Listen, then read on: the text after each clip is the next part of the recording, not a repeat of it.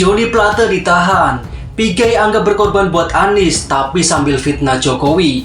Johnny Plate dinyatakan sebagai tersangka kasus korupsi dalam proyek BTS yang diduga merugikan negara sampai 8 triliun rupiah. Peristiwa tindak pidana korupsi proyek pembangunan infrastruktur BTS 4G kerugian negaranya 8 triliun sekian.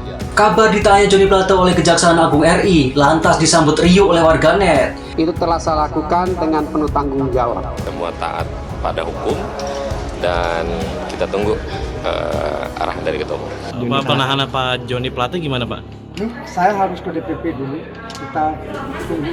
Yang dulu memang sempat kesal dengan pemblokiran yang dilakukan oleh Johnny Plate yang dianggap sebagai kebijakan keblinger. Karena ini menyangkut proses hukum yang masih panjang. Terkait dengan aliran dana dan sebagainya tentu saja saat ini masih kita dalami. Ditetapkan statusnya kemarin dan sampai saat sekarang masih ada penahanan kepada Pak Johnny Plate. Selain direspon dengan ditunjuknya sekjen dadakan pengganti Johnny Plate di Partai Nasdem, kabarnya Natalius Pigai langsung berkomentar agak nyolot di media sosialnya. Pigai tak hanya menganggap Johnny Plate korban bagi Anies Baswedan agar memuluskan jalan menuju Pilpres 2024, tapi juga disertai ungkapan yang bernada fitnah ke pemerintahan Jokowi. Johnny Plate korban dan mengorbankan diri demi Anies Baswedan Capres. Ini wujud nyata pengorbanan politisi Katolik untuk Anies Baswedan. Jika saja Johnny mau ngotot agar Anies Baswedan dibatalkan jadi calon, maka Megawati, Jokowi, Luhut pasti loloskan Johnny. Mereka jahat. Ini analisa saya, kata Pigai sok yakin. Analisa dari Yaman. Wong asal jeplek begitu kok dibilang analisa. Pakai menyebut agama Katolik lagi. Benar-benar bikin malu. Wong tersangka kasus korupsi kok dianggap kerja sebagai perwakilan politisi Katolik. Si Pigai ini tampaknya kurang membaca Alkitab kalau membaca opini soal penangkapan Johnny.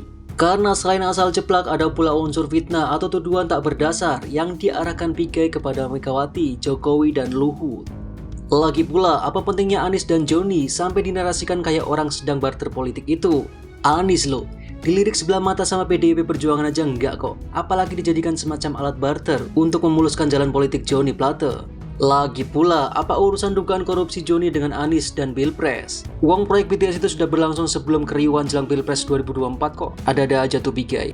Terus kalau Johnny dinarasikan ngotot agar Anies dibatalkan jadi Capres, apa iya kekuatan dan pengaruh Johnny sekuat itu sebagai sekjen Nasdem sampai bisa membatalkan keputusan seorang Surya Paloh? Lantas, siapa pula yang dianggap Johnny jahat ketika menyebutkan mereka jahat?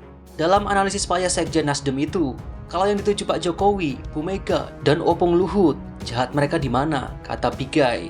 Walah Pigai. Lama nggak dibahas saya kira sudah sembuh. Tapi ternyata masih mengalami sesat pikir dan asal jeplak. Itu baru Johnny Plate yang ditangkap. Kalau misalnya Anies bakal komentar apa tuh? Kata Pigai. Apakah Anies dimaksud pahlawan yang pantas masuk skuad Avenger?